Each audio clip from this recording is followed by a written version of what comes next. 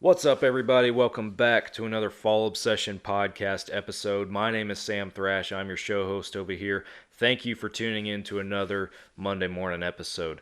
This week, we're doing an in-house podcast, as I like to call it, with one of our own guys, one of our show producers up in Michigan. His name is Mike Tepe.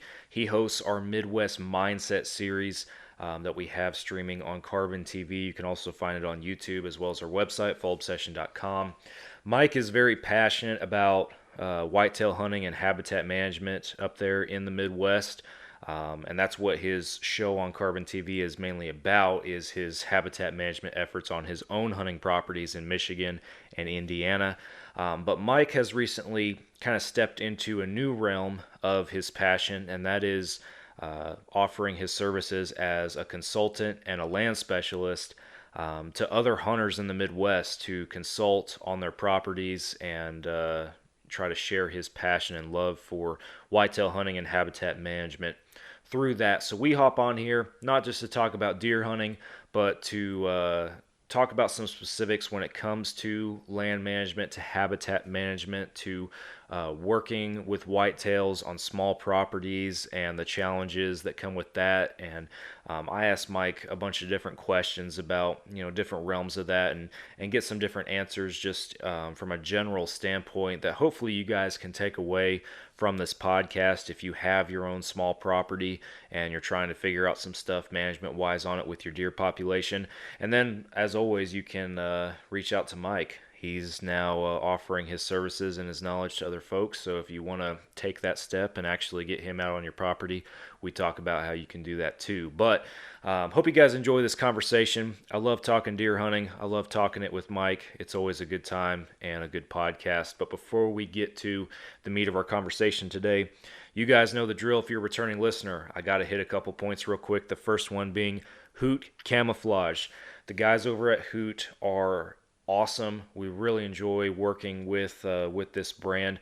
They make their own camo patterns and their own camo gear, and it is some of the best quality products that you are going to find on the market today. Even better, it is at a price point that is much more affordable if you're looking to get into a good quality set of camouflage. I know just as good as anybody how hard it can be to save up money for some name brand, high quality full set of gear. I've been there, I've done that, but who makes it even more doable for the blue collar guy and girl out there? If you go to their website and look at their prices, you guys will see that. So go check out Hoot Camo today, and give them a follow on social media at the very least. And if you can, go pick up either some gear or even just some everyday wear. They got some awesome hoodies, some awesome gear and everything on there that you guys can rep on the day to day. And if you use the code FallObsession15 at checkout, that'll save you guys some money. I love Hoot. I love their patterns. I've worn them in Colorado and in Texas this year. They've worked great for me. I personally vouch for the quality of the gear and the patterns, so go check Hoot Camo out today. Ridge Rock Hunt Company is also a podcast partner. Derek and Lacey over there in Mississippi, they book hunts with vetted outfitters across the country. Derek wouldn't have an outfitter in his network if he wouldn't hunt with them personally. So if you are looking for that next experience, that once-in-a-lifetime hunt perhaps that you've been saving up for, or even if you're just wanting to go on a different hunt, change it up this year, do something different, give Derek a call. He'll work with you on all the details and find something that works with one of his outfitters that is what you're looking for and that's right for you. So Ridge Rock Hunt Company, Derek Eves, he's the man. Go check him out. Finally, the Outdoor Call Radio app is a podcast partner. Outdoors Dan from Respect the Game TV. He has created an app that you can download on any device where you can stream hunting shows and podcasts on a loop every single day. You'll catch Fall Obsession podcast on there streaming on Mondays, the same day as our new publications, as well as tons of other hunting shows that we all know and love. So go download the Outdoor Call Radio app today. It is free. And be sure that you follow Outdoors Dan on social media because he does a couple of live broadcasts at local Midwest radio stations every week. And even if you're not local to one of those radio stations, you can still catch his live broadcast as he shares them on his Facebook Live. The Outdoor Call Radio app, Outdoors Dan, go check them out. Finally, we always appreciate you guys supporting us over here at Fall Obsession. So wherever you're streaming or listening to this podcast on, be sure that you follow and subscribe turn notifications on if that's an option. We always appreciate that support because we drop weekly podcasts, multiple new videos a week. We post on social media daily, so be sure that you go follow us on all the mainstream social media platforms. We're also on TikTok as Fall Obsession Media. We're on Go Wild as well, so those are all places that you can find our Fall Obsession content from our experienced content creators across the country. You can also find our shows on CarbonTV, Texas Dirt, Midwest Mindset, Couch Chats, and this podcast. Be sure that you guys hit those up on that streaming platform. And even if you have your own hunting or outdoor brand and you might be interested in advertising on this podcast or partnering with us, becoming a member of our partner network, you guys can reach out to me at fallobsession.com/podcast. There's a form on there that you guys can fill out, and we'll talk about the details and what it might look like to get you plugged in. So if you're interested, make sure you head on over there and check it out. All right, we're heading on over to the episode now. I hope you guys enjoy my conversation with Mike. You are listening to another Fall Obsession podcast. You got her, dude. She's down. Let's go. Dude, I just shot a deer of a lifetime. Freaking smoked him. One with nature, and if you're a believer, one with God. Definitely gets your heart pumping. Boy, you are in trouble. Fall Obsession Podcast. What's happening, everybody? Welcome back to another Fall Obsession podcast episode. My name is Sam. I'm hosting you guys. We're doing an in-house podcast this week with one of our show producers up in Michigan, Mike Tepe. Welcome back, buddy. Hey, thanks. I appreciate it. Absolutely. So, obviously, you're no stranger to our podcast at this point. You've been on here, it seems like every 8 or 10 episodes or so, you and I are getting the opportunity to knock another one out. And most recently, the episodes you were with me on were 10 episodes ago with our Flatland Deer Country Saga. You, me, and Tim recorded 3 of them, 2 of them in person, and then a third one a little later on to, cap off the trip, but highlighting our Colorado trip up there that we had this year, which was a good time. So I definitely encourage listeners to go back and listen to those episodes. 166, 167, and then 170 was the one we kind of met up with virtually after the fact to put the finishing touches on the story. But incredible trip, and I definitely wish that, or hope that I get to share a hunting camp with you again here before too long. So it was a good time. Yeah, I feel the same way. Definitely was a awesome experience for sure, and I felt like our friendship just grew amongst you and I, and then also with Tim. Yeah, I definitely share that for sure. And anytime, we always say Fall Obsession hunting camps because that's what we all get to be a part of. But anytime you're in a hunting camp with somebody for several days or a week like we were, you always get to know everybody a lot better. And it's a good time. I don't think a lot of people. I don't know that I've really shared it with anybody. Not that it's a secret, but you and I were both at one point driving home at the same time after that hunt. And I think we were on the phone for something like 5 hours driving through the night, just hanging out and keeping each other company pretty much. It was a good time. It was at least 3 or 4, if not 5. It was a long time. I mean, it kept me awake through a lot of that drive through the middle of the night before I had to eventually pull over and take a nap. Yeah. I think I kept you until you got home. Yeah. I mean, I left that trip, I left after the morning hunt on day 7, and you stayed and hunted through the evening. So I was a good, several hours down the road at that point, but I think I was projected to get in around, like 1 a.m. or 2 a.m. or something like that at my house. And I got on the phone with you. I was pretty sure I was still in Kansas whenever I got on the phone with you. And I'm pulling in my driveway in Texas when we're hanging up. So But yeah, we found out we shared a week together in the camp, but that 4 or 5 hour phone call, we learned a lot about each other that we didn't in camp, because in camp we had one track minds and that was hunting. Yeah, well, I definitely enjoyed it, and I'd rather hop on the phone and talk with anybody, with a good friend, like that, driving through the night to keep me up, opposed to trying to figure out what podcasts I'm going to listen to or what songs I'm going to listen to. That was way better having an interactive conversation. So I know we're getting off on a rabbit trail on that, but yeah, always a good time in fall obsession hunt camp. Yeah, I agree. Well, man,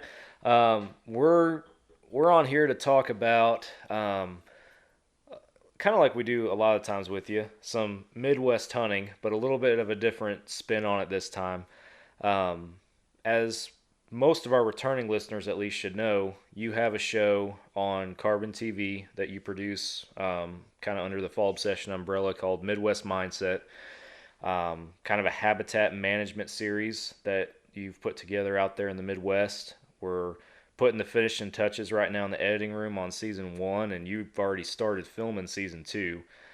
So we got a lot of cool stuff coming out for that series, and I know we'll dabble in that a little bit. But a really cool thing that you're also venturing into under the same mindset, if you will, is you're starting to dabble into some land consulting, which I know is not something that you're foreign to. It's something that you've been passionate about for a long time, but you're finally starting to put an actual brand to your passion, and that's what I want to talk to you about what's inspired that, as far as being able to not just manage your own properties now, but trying to help other people make their properties the best whitetail habitat they can.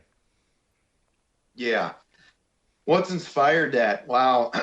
Well, I think part of what's inspired that is all the help I've lended over the years to friends and even some people that weren't friends at the time and now they are. I've had a lot of people ask, well, why don't you do this for a business? You know so much. You're well versed. You're very educated in a lot of these topics. And I always told them, who am I? I don't think I'm any specialer than the next guy, and I don't think I know any more than the other guy. And so, I didn't think I was necessarily qualified, I guess, at the time, 4, 5, 6 years ago, when I had multiple people start to, kind of put that, seed, dare I say, in there, and it just started to grow. And the more I've researched, the more I've failed, the more I've success.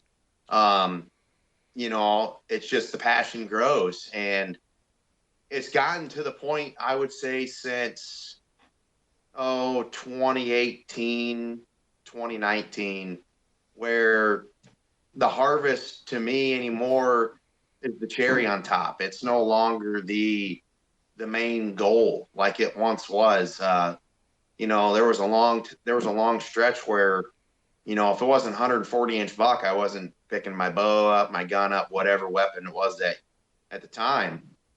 Passed a lot of really nice deer that, looking back on some, I wonder what I was thinking. And it's just evolved. I'm no longer chasing inches.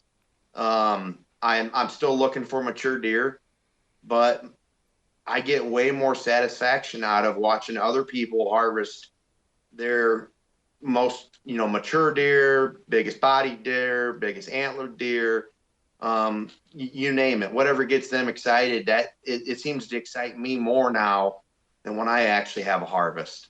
Yeah. And I get a lot of pleasure out of watching the deer utilize the habitat management that I've put into place, whether it's been going to a person's property and telling them what to do, showing them how to hunt their land, and then them implementing it, or me even helping them implement the habitat features that need to be in place for them to be successful. Or if it's even on my own ground that I manage, whether it's land I own, lease, or just have permission on. And I just get so much satisfaction from changing the habitat for the better, and then actually witnessing the deer use it and how it actually turns into a better hunting scenario for myself, my family, and those that I've helped. Yeah. No, it definitely the reward that you and just the reward that you get, the pleasure that you get from just seeing all that hard work pay off. I not to the necessarily the years and the extent that you have, but I can relate to that as well. I can also relate to the sting that it comes from, doing wrong things and that not paying off. But you live and learn over the years. You figure out what works, what doesn't work, and I think it's awesome that you're starting to share that with others and give others the opportunity to. I don't I don't want to. I don't know if it's the right way to frame it, but to take advantage of your knowledge, and not that they're taking advantage of you, but you have a lot to offer in that sense. And I remember Mhm. the same trip that we just talked about at the beginning, our Colorado trip. I remember when we were trying to get you on a big whitetail up there in one of the limited areas that we had that were whitetail ground up there. One evening we were making a play from the ground, just sitting and waiting outside a bedding area, and just like anything else, had time to sit back there in the trees and kind of whisper back and forth a little conversation. You told me that idea that you had, that hey, I've had this brewing on my brain for a long time. I think I'm finally going to do this. And man, I got excited because I like, I don't know, just anything deer management has just it started to excite me more because I'm also just passionate about doing it on my own place. And then I know how passionate you are about it. I know how good you are at it. And yeah, you started talking about it, I'm like, man, this dude's gonna build an empire around deer management, and I got excited. It's awesome. I can only hope. I do know I'm going to give it my all. I am extremely passionate about the outdoors and wildlife, and whitetail deer. Is obviously number one on that passion list. But it just when I started Midwest Mindset, the Carbon TV series, and you can also find it on YouTube. That was you came to me, oh, about 13 months ago now, Yeah. and said, hey, a few of us here at Fall Obsession have been kicking this idea around for you because, you're sharing a lot of stuff that we don't really know what to do with because we don't really have a category necessarily already preordained for all this habitat features that you're trying to, showcase and highlight what you're doing. And, you come to me about this. And at first I was just like, wow, I don't know what to say. I'm honored. I feel privileged. And once we, come to an agreement on it and got the ball rolling and dropped those first couple teasers and trailers, man, I had a lot of guys reach out to me that I've consulted on their lands before for free, just buddies of mine that I've helped out and family members and reach out and they're like, so you're finally doing it. You're finally consulting. You're finally starting your business. And I'm like, no, we're just starting the Carbon TV series. And they're like, dude, what are you waiting for? And I'm like, I want to wait. I want the timing to feel right. And I felt like last winter, going before that, I felt like I should have done it then. I should have took the leap then. But another year of experience, another year of successes, and a couple of small failures, and I can grow. I can learn. I can grow. I can take even more experience and use that and to try and better represent myself and be more of a help to anyone that looks to hire me. Yeah, absolutely.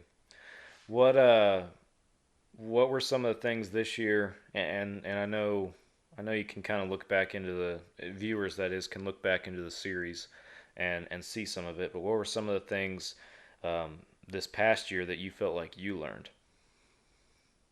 Oh, wow. So how I learned that some of this stuff I watch on the Outdoor Channel or on YouTube that comes out of Iowa actually works in Michigan. And sometimes you watch some of them hunting shows, and I'm not going to name any because I love watching them. I mean, I'm just like everybody else. And you see some of the scenarios, and it's like that doesn't work here. Your redneck box blind in the middle of a 25-acre soybean field that you walked right through the middle of, sat till dark, and there's 50 deer, and then you walk out.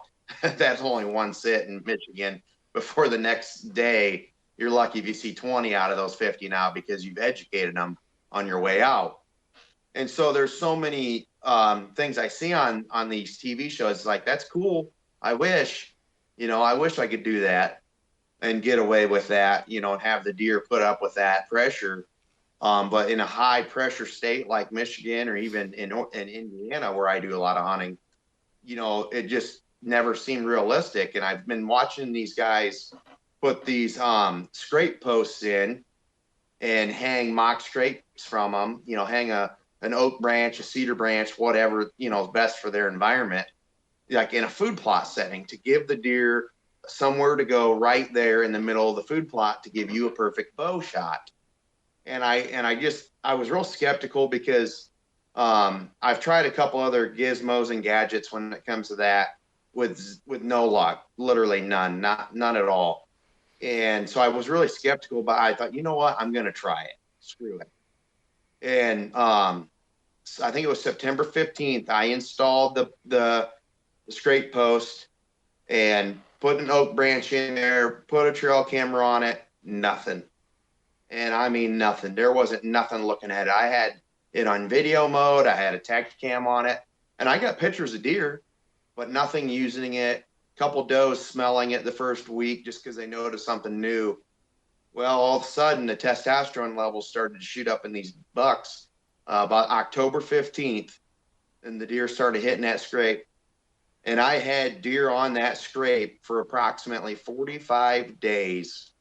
Every single day, I had at minimum one buck hit that scrape within a 24-hour period for 45 straight days, as many as 6 or 7 bucks in a 24-hour stretch. Different bucks hit that scrape, daylight, nighttime, you name it. I got it all on there. Got some incredible video footage. That was actually the same scrape and camera that my wife's nice buck that she arrowed, her best buck, actually caught it. Now, he wasn't working the scrape. He was just coming into the food plot, but it just happened to be in the right place at the right time. And that Tacticam reveal was on video mode. Got beautiful video of her smoking her largest whitetail with a bow. And so it made me a believer. I didn't think it was going to work. And I'm such a believer now. I already have 2 more food plots set up where they will be installed this spring. Actually, that's one thing I'm not going to do. I'm not going to wait as long as I did. I think I was dragging my feet because I didn't know if they'd work.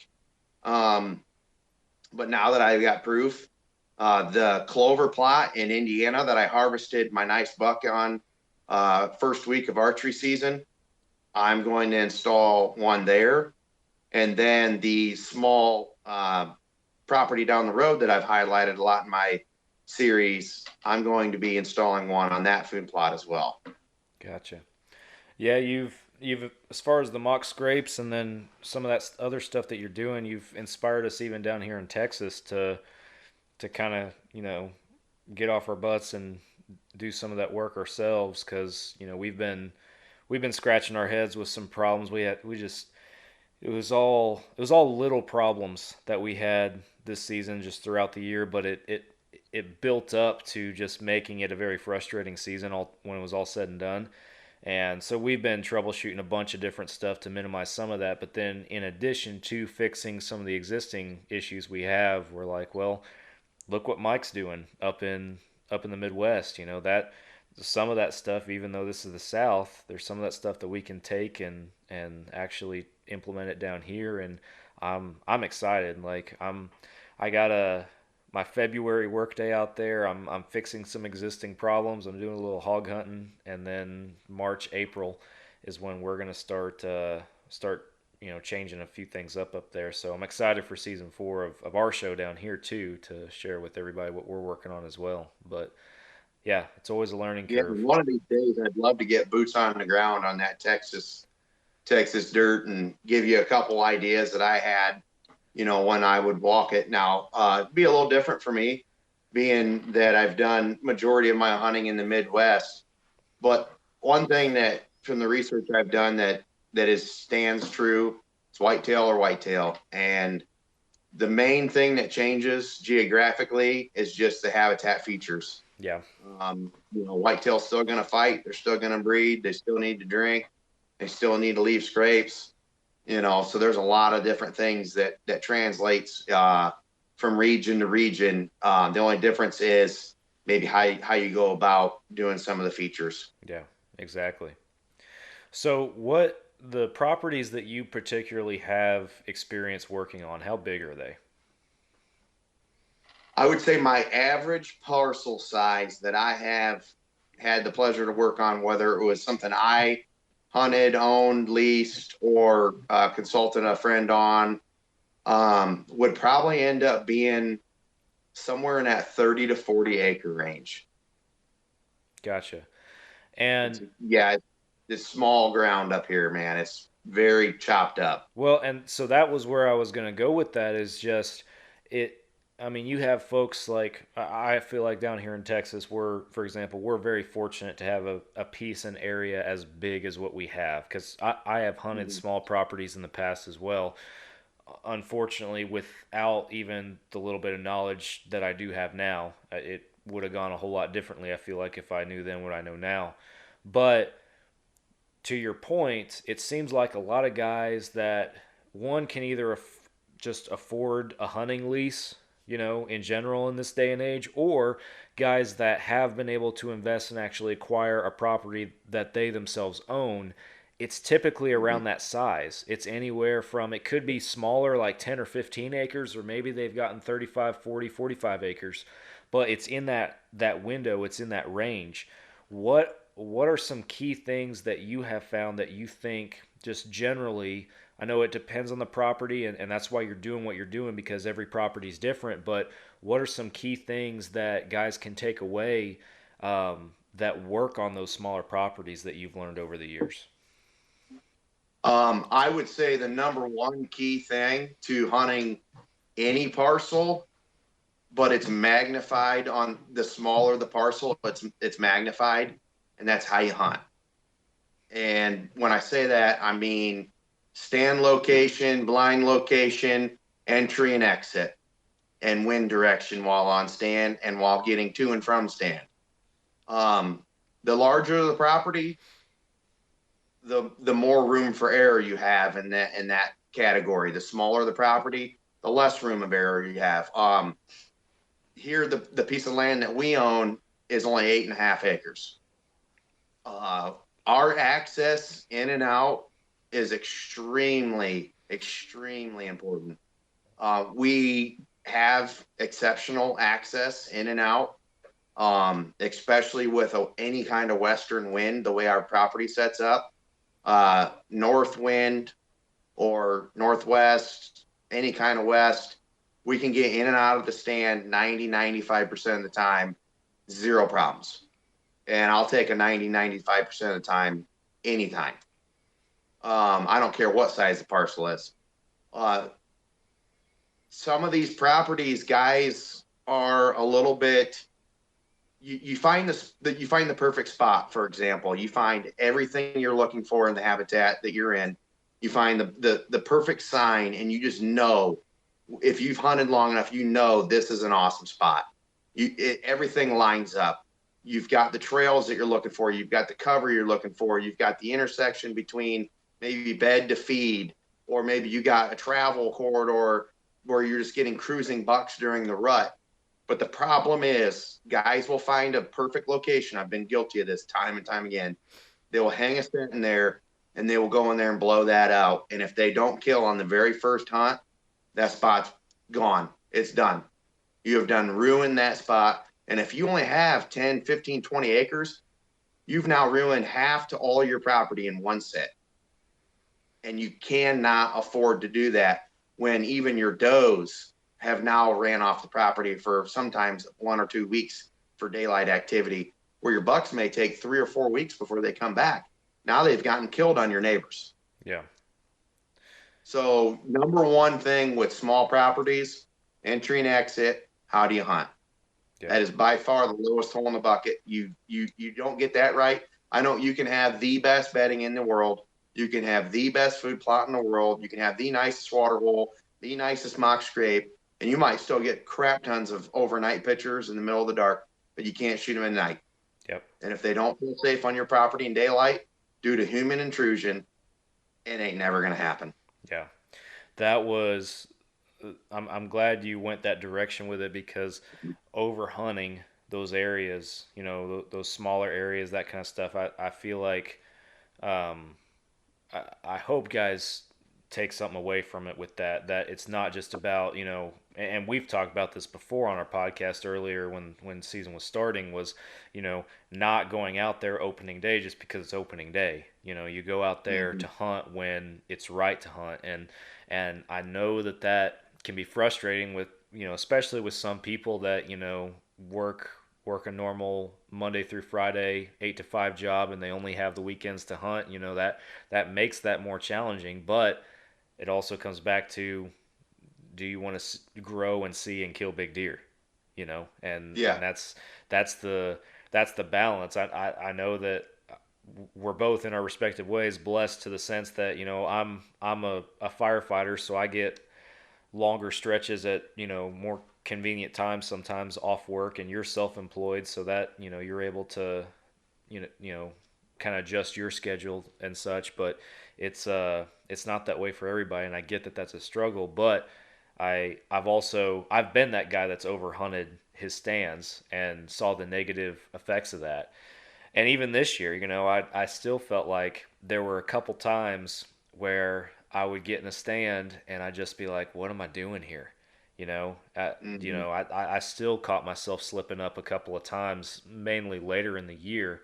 But yeah, it's almost, if you've grown up with the mentality of opening weekend, we always just go out and we always just hunt, it sometimes that can hurt you more than you realize, because you may even, like you just said, your bucks are all nocturnal.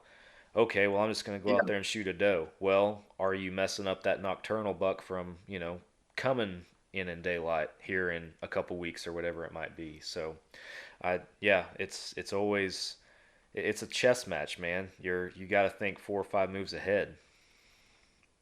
Yeah. So in the Midwest here, there's, I could see some scenarios where it's an opening day sit and a guy's just itching. It's been 9 months, you haven't been out, 10 months, however long, and you're itching. You got to get out there. And there's certain scenarios where you can sit over an ag field, for instance, out here in the Midwest, maybe a standing beans, cut beans that time of year, maybe an alfalfa, and just watch deer from 300 yards, 400 yards, slip in, slip out.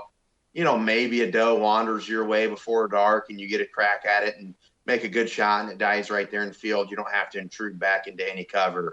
But where guys really go wrong is I know so many guys that will go right into their best spot opening day. They don't even care. And then they wonder why it's garbage for a month. Yeah.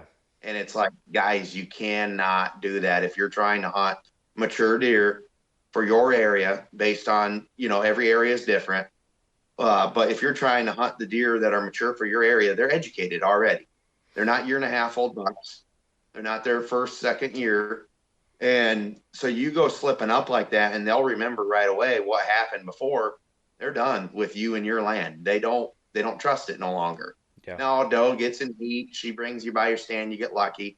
Cool. But I'm not really wanting to decide on luck every year. Mm-hmm. I like where preparation meets opportunity, and that's where I capitalize. Yeah.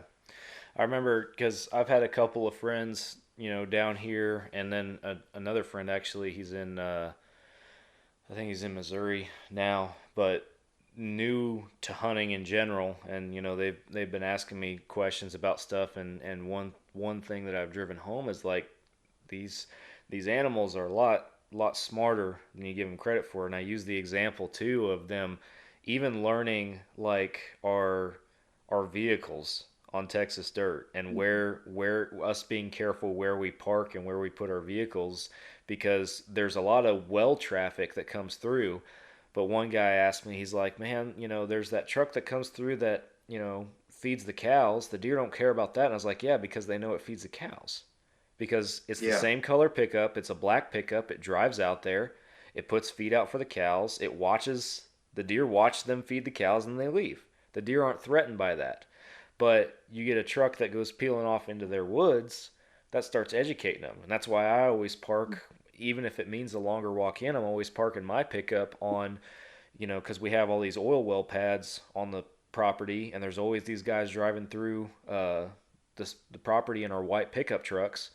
Well, I just coincidentally have a white pickup truck, so I just always park on a well pad because deer are used to seeing just these white pickup trucks park right there. And so even if it means I walk in farther, that's where I park because I don't want to park somewhere that's going to disrupt them. Something as simple as that can change everything. And the stand that I remember last year in 2022, I overhunted is what I did. I call it my south tree stands. It's one of the few tree stands I'm able to have on the property. It's on the far south side. I love the spot. It's an incredible spot.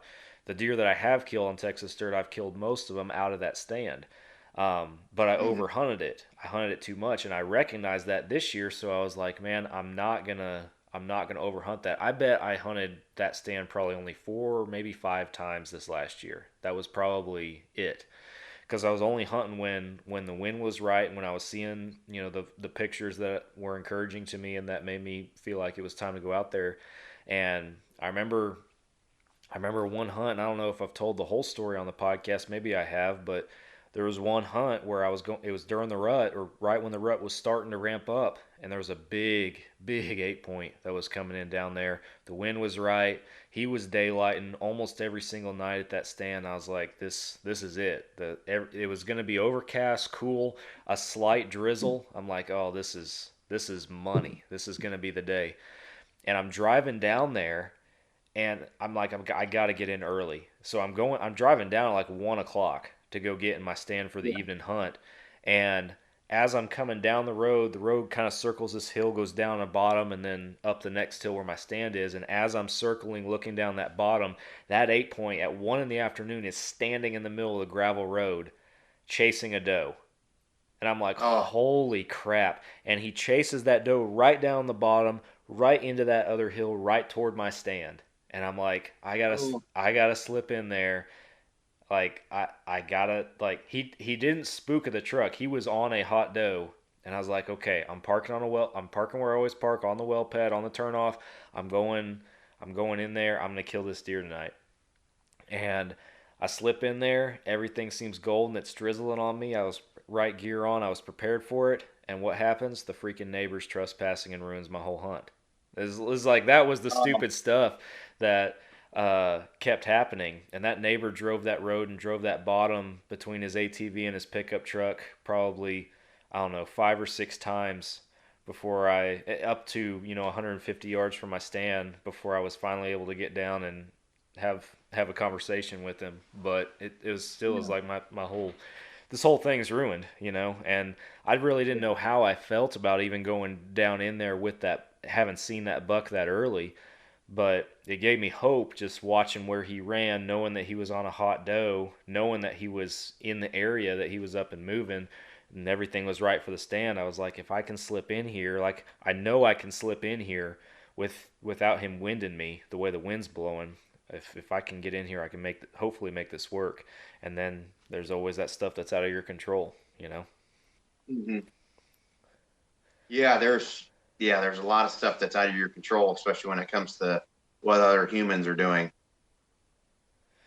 Yeah, it's frustrating. We had a lot of that this year, unfortunately. So It seems to go in spurts, one you'll have a good year, and then next year it's bad again, and then you have a good year, and it's extremely frustrating up in this area. Like I said, with the chopped up properties, and there's a hunter on every 5 or 10 acres, it seems like now, and you get fortunate if you find a 20-acre piece of timber that's not being hunted. I actually, when I find that, I'm actually glad. I'm like, good. Thankful they don't allow anyone to hunt, because it's like they need somewhere to go. So, kind of on that train of thought, what are your thoughts? What's your advice for people that maybe, let's say hypothetically, they call you out, they want you to give them some advice, to do some consulting on their small piece, but one of the pieces of information that they share with you is my neighbors are, every weekend warriors that are out here shooting anything that's, if it's brown, it's down. I want to make the most out of what I have, but I have no control over them. What what is your advice at that point? Man, I have struggled with this exact topic. I've went back and forth on the topic myself. Uh, Even my piece of land that I own, I got a neighbor that has a tree stand that's 5 yards off the property line. It is facing the other way. It was there when I bought the place, and I've hunted a lot of ground over the years where there's tree stands on property lines facing in on you. Um, and I've come to the conclusion that I'm not going to stress out and I'm not going to worry about what the neighbors do. I can't control the neighbors. Right. I can only control me and what we do on my place. So what I would, what I would tell an individual that's having that issue, which isn't very uncommon, at least not around here, is I'd tell you to make your property as attractive as possible based on the habitat features you have and the acreage that you have.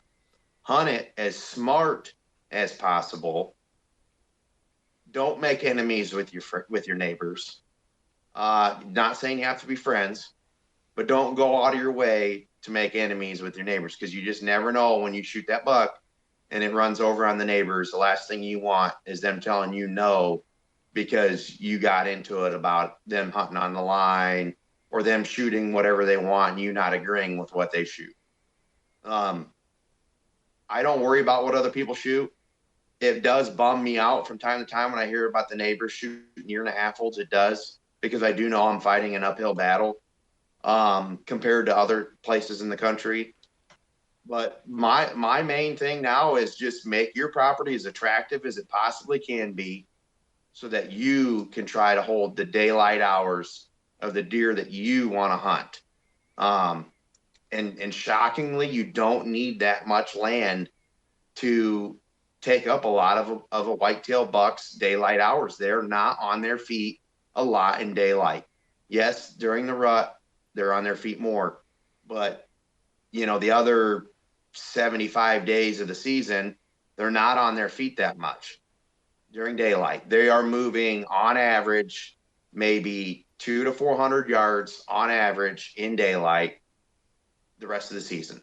And if you can get your property set up for all the habitat features that they want, and then they feel safe and don't realize that you were hunting them in the first place, there's a very realistic chance that they will spend a decent amount of daylight hours on you, then giving you an opportunity to harvest them before the neighbors. Yeah. No, I couldn't have said it better myself. I know anybody who has, bounced around over the years, different hunting properties, undoubtedly has experienced that, where, they have hunted with those neighbors that, just want to go out to the deer lease or the hunting cabin and have a good time and just shoot some deer, hang out, and don't really, give a crap about management or what constitutes a good buck, and that's always frustrating. So It is frustrating, but at the end of the day, if you're doing it right, I don't have no problem with you. right. Yeah, I wish all my neighbors were like-minded and that we had a plan together because we could build something. Right. But at the end of the day, if you're doing it right, you're legal, and you're out there enjoying the same thing that you and I are enjoying, maybe about it a little bit different, you're still my friend. It is frustrating when you are trying to target the top 10 to 20% of the deer in your area based on age class.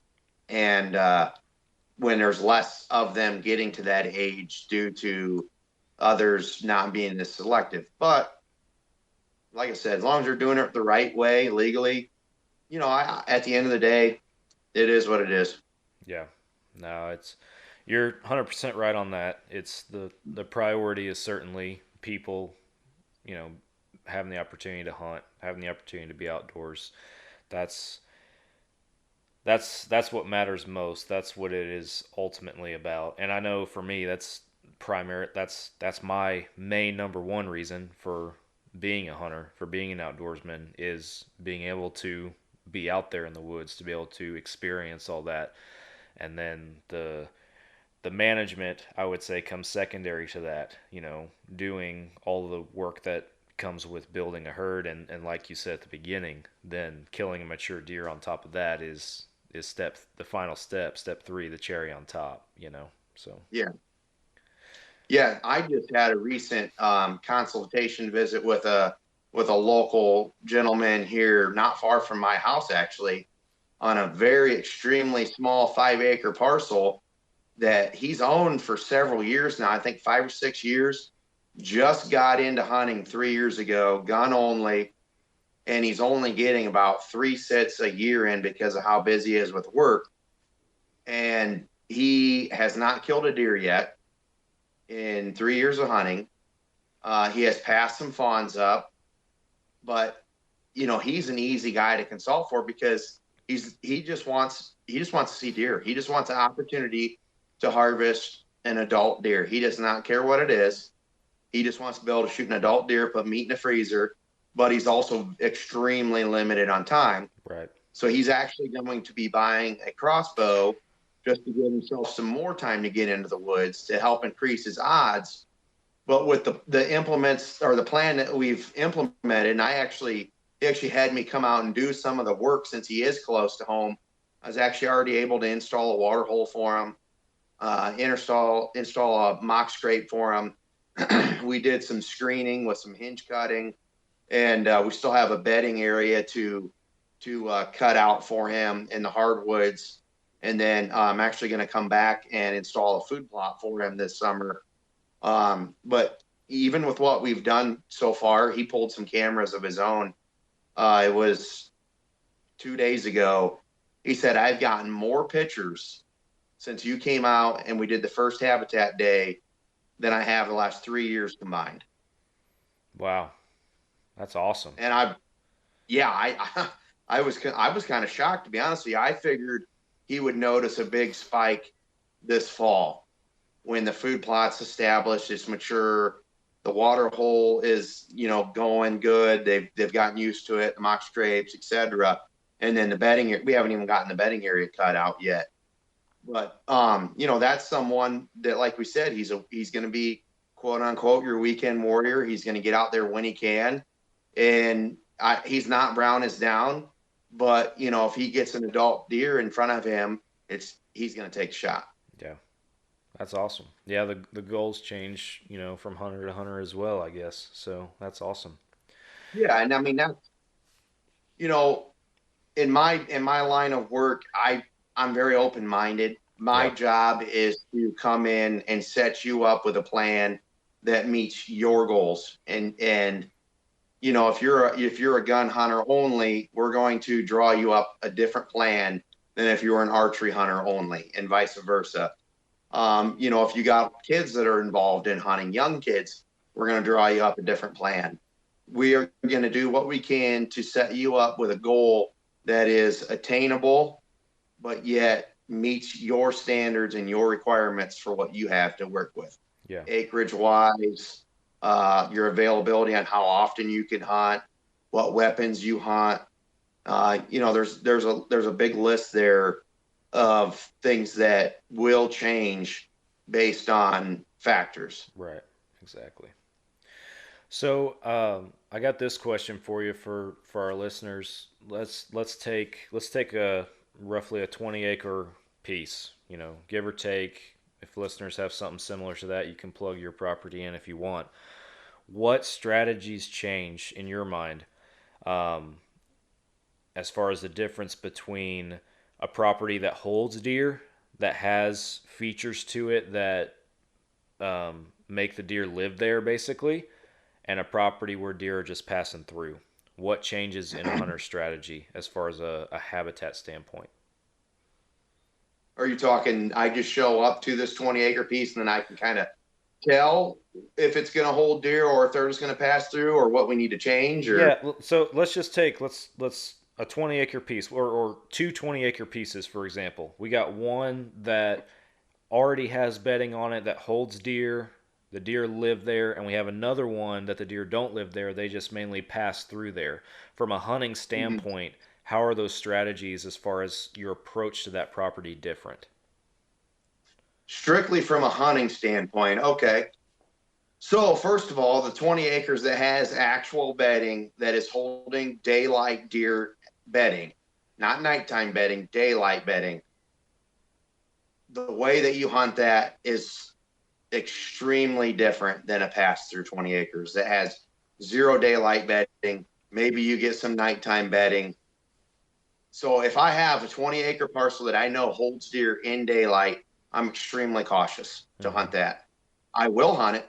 I prefer that over a 20-acre pass through all day, every day.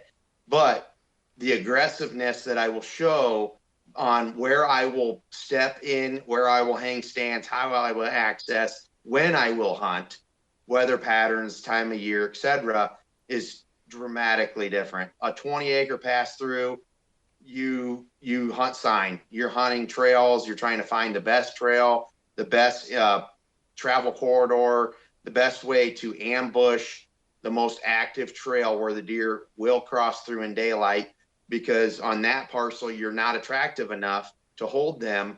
All you're doing is cutting them off somewhere between where they want to bed during the day and where they want to end up at night, before dark or after dark. And you're right in the middle. And sometimes those parcels can work out well, especially during the rut. Like I said, that's mostly luck hunting at that point. Those parcels, you can get away with a little bit more intrusion because you're not bumping deer. You're not constantly going in and bumping deer, but you're at the mercy of the other guys that are around you, because you no longer hold the deer on your property. You don't know when you go out to hunt, did Joe next door take a chainsaw and a tractor back and cut some firewood to heat his house this winter and pushed all the deer off of his property, and they've either already went through and past you or they've went the other way and you're not going to see a deer. Where if you're holding deer on your 20 acres, you know every single day you've got deer on there to hunt. Now you set up a food source that you can hunt these deer from bedding to feeding, mostly in the evening, where you can ambush them going in and out. Once we get closer to the pre-rut and the rut activity, that's where you get back on the fringes of the bedding and hunt in the morning. So if you're talking which one would I prefer, is definitely one that has the bedding. But the nice thing about having the bedding, like I said, is you as the hunter, you control a lot more than a non-bedding property. Your failures as a hunter will screw up that property extremely fast. But if you hunt it smart and you don't overhunt it, you don't go in deep, you don't push in on the bedding area, especially at the wrong time of the year, and you just play the waiting game and you hunt these deer when they're going to a water hole, when they're going to hit a mock scrape, when they're going to hit a food source, you're more likely to ambush them. It may take you a few more sits, but the way I look at it is more sits hunting uneducated deer is way better than a whole crap ton of sits hunting educated deer. Yeah, exactly. So what is as you start this consulting business, what is your range? Because I know you're kind of, southern Michigan into Indiana has been where you yourself have properties that you've managed and hunted on yourself. But what's your range if there happens to be anybody listening to this podcast that might be interested in having you come out? There is no range. I'm interested in going anywhere and learning anything and everything. I feel like my knowledge of whitetail themselves will translate to a lot of different regions. Yes, I am more specialized in the Midwest, in that region, Kentucky, Indiana, Ohio, Illinois, Iowa, Minnesota, Wisconsin, that type of terrain and that ag and hardwood features, swamps, that's more of my bread and butter. But I'd go anywhere. I'd go anywhere to consult. I'm a sponge. I want to learn as much as I can. And I still have things that I can offer to people, regardless if I've hunted in the South, the Southwest, the Northeast, the East, the West. I've spent a fair amount of time hunting game in Colorado and in Nebraska. So I've hunted some different terrain like that as well. Haven't had property I can manage, like you're saying, with habitat features. But even when I go out to these areas, once I realize what the deer need, I know what to do. Yeah. Awesome. So, let me ask you this too, because let's say we have somebody, and we might, that's listening to this podcast, or maybe they've either before or after this show, they start following you on social media, and they're wondering to themselves, well, do I really need a land consultant, or should I try to figure this out on my own, or am I doing the right thing? What's your advice to somebody who's on the fence about all of it? Not to sound like a salesman, Right. um,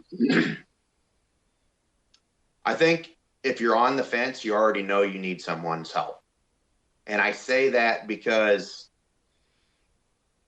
if you are on the fence, that means you're not getting the results that you want. Right.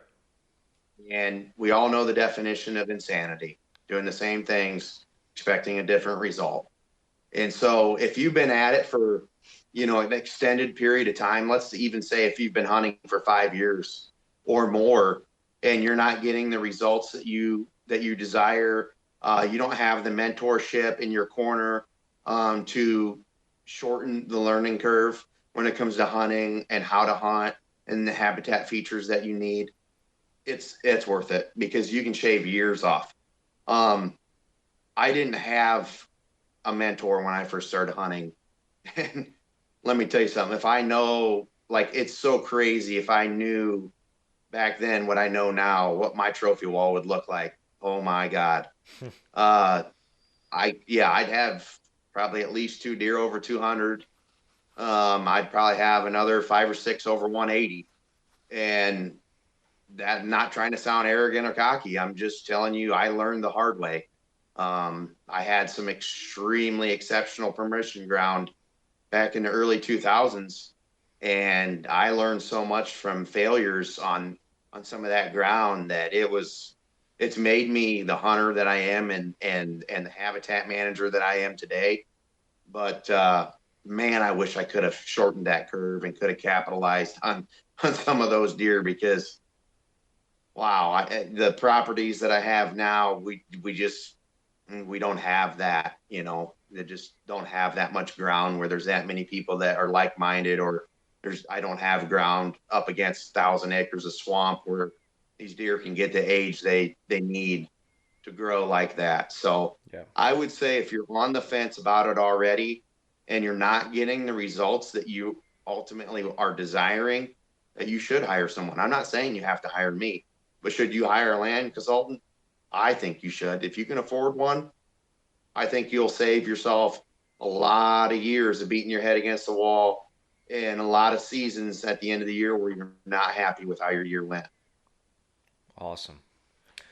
Well, man, I know we'll probably start heading for home with our podcast here, but I appreciate you sharing a little bit about what you're doing, answering some questions that some folks might have on their brain that I had on my brain. I appreciate that. Where can people find you? Where can they contact you and follow the journey, all that good stuff? So first of all, the most content that they're going to find right now in a video format is going to be through Midwest Mindset on CarbonTV or YouTube through Fall Obsession. I have started my own YouTube page called Midwest Mindset Land Consulting. Starting to get that going. pretty slow because I can come up with content, but I can't edit it worth a crap. So, I'm sorry if you guys go there expecting a beautiful product. If you bear with the content or the editing, you'll understand there's some good informational content there. Also on Instagram, same exact name, Midwest Mindset Land Consulting. Exact same on Facebook. And I've got a website up and running, functional. It's www.midwestmindsetlandconsulting.com. So look us up. We've got contact information in there that you can fill out. You can send a form to me if you're interested, and reaching out, having a phone call, text, email, setting up an appointment for us to come out and take a look at your property.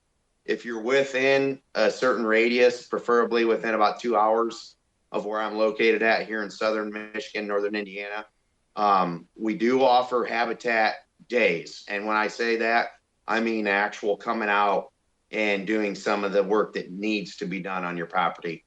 So not just coming out and telling you what you need done on your property, but actually putting some of these plans into place and getting some of the work done. So yeah, that would be, that would be the best way to get a hold of me. The phone numbers will be on the pages, on the Facebook page, on the website. The phone number's on there, email address, everything like that. Awesome, man. Well, Mike, thanks for coming on the show this week on the podcast and talking a little bit of Midwest Mindset Management. Loved it.